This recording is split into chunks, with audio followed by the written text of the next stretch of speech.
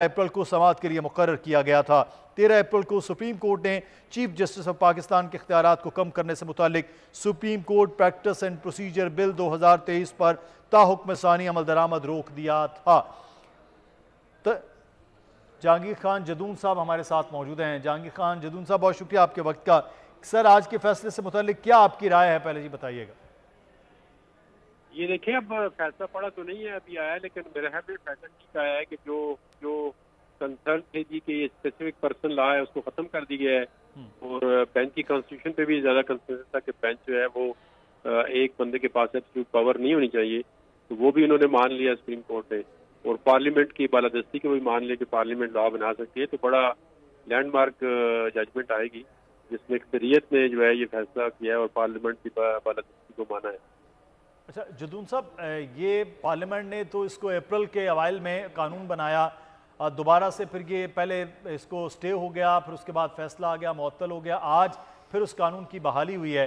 تو کیا تکنیکی طور پر یہ اپریل کے بنائے گئے قانون وہاں سے شروع ہوگا؟ اگر ہوتا ہے تو اس کے بعد بننے والے بینچز اور اس کے فیصلے، ان کی قانونی حیثیت کیا ہوگی؟ وہ ابھی دیکھیں نا، وہ ڈیٹیل ججمنٹ میں آئے گا۔ ابھی کیونکہ بینچ تو یہ بھی اس جو ابھی فل کورٹ تھی یہ بھی اس لیے بنی ہے کہ اس وقت جو ہے وہ تو اسٹے تھا، تو ابھی پھر تو اس کے فل کورٹ کی اہمیت ختم ہو جاتی ہے۔ اس طرح نہیں ہوگا، وہ جو بھی بینچ بن گئے تھے ان کو پاس اینڈ کلوز ٹرانزیکشن میں پروٹیکشن دے دی جائے گی۔ ایون آج کی جو کورٹ، یہ فل کورٹ تھی، یہ بھی تو اس ایکٹ کے تحت نہیں بنی، ورنہ تو وہ 3 بندے بناتے۔ تو وہ ان جتنے بھی فیصلے ہو گئے ہیں جس بینچ نے کیے ان کو پروٹیکشن حاصل ہوگی۔ صحیح، تو یہ ایک بڑا تکنیکی معاملہ ہے کہ یہ پیچھے بھی ان کو حاصل ہو گیا اور آگے بھی چل کے جو چیزیں ہیں وہ اسی طرح سے ہوں گی۔ صحیح۔ اچھا جدون صاحب، اس کا مطلب ہے کہ اس کے بعد جتنے بھی فیصلے، ابھی حالیہ ایک نیب کا بڑا اہم معاملہ تھا جس پہ فیصلہ کر کے گئی ہے پچھلی، اس پہ اپیل ہو سکے گی۔ 184(3) کے ابھی جو بھی فیصلے آئے ہیں ان پہ آگے اپیل ہو سکے گی۔ تو اپیل کا سر کیا طریقہ کار وہ ہو سکتا ہے اس پہ؟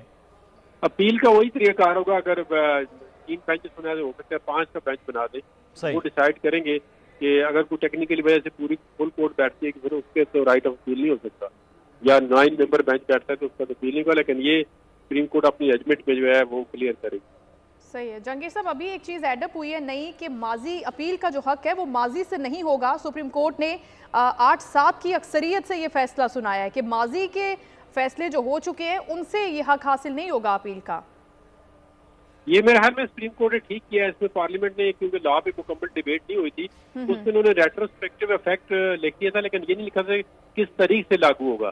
اس میں تو پھر آپ 1973 کے بعد کے جتنے بھی کیس ہیں اس میں تو اپیل نہیں کرتے۔ ٹھیک ہے، لیکن آپ یہ بتائیں کہ کتنا ہسٹوریکل ہے، کتنا ریمارکیبل یہ ڈیسیژن ہے جدون صاحب کہ اب سپریم کورٹ نے پارلیمنٹ کو خود مضبوط کیا ہے۔ اس سے پہلے جو ہیں وہ بڑی کوئی ڈبل چیزیں پائی جاتی تھی۔ پارلیمنٹ کو مضبوط کیا، اور پھر اس میں چند لوگ یہ کہہ رہے تھے کہ یہ پرسن اسپیسیفک بنایا ہے میاں نواز شریف کے لیے اور جہانگیر ترین کے لیے، تو ان کا بھی وہ انہوں نے سپریم کورٹ نے ڈسکارڈ کر دیا ہے کہ جو اپیل کا رائٹ ہوگا، کیسز ہوں گے اس کے بعد ایکٹیو اس میں آئیں گے، باقی انہوں نے پاس والے جو چیزیں ان کو وہ اور یہ کلیئرٹی بھی چیف جسٹس صاحب نے دی ہے کہ یہ کیسی بات ہے کہ فلاں جج جو ہے وہ فلاں شخص کا کیس نہیں سن سکتا، جو بینچوں کی تشکیل کا معاملہ ہے اس کے اوپر بھی انہوں نے بڑی ڈیٹیل بات کی ہے۔ جی اب وہ ڈیٹیل ججمنٹ آئے گی تو اس سے پورا پتہ چلے گا کہ کیا کہہ رہے ہیں۔ ہمارے ساتھ ہمارے نمائندہ طیب بلوچ بھی مدثر ساتھ ہیں، ہم ان سے جان لیتے ہیں کہ ابھی کیا ڈیٹیل ججمنٹ ہم تک پہنچ چکی ہے۔ طیب، آپ کو آواز آ رہی ہے تو بتائیے نا۔ طیب، سامنے آ رہی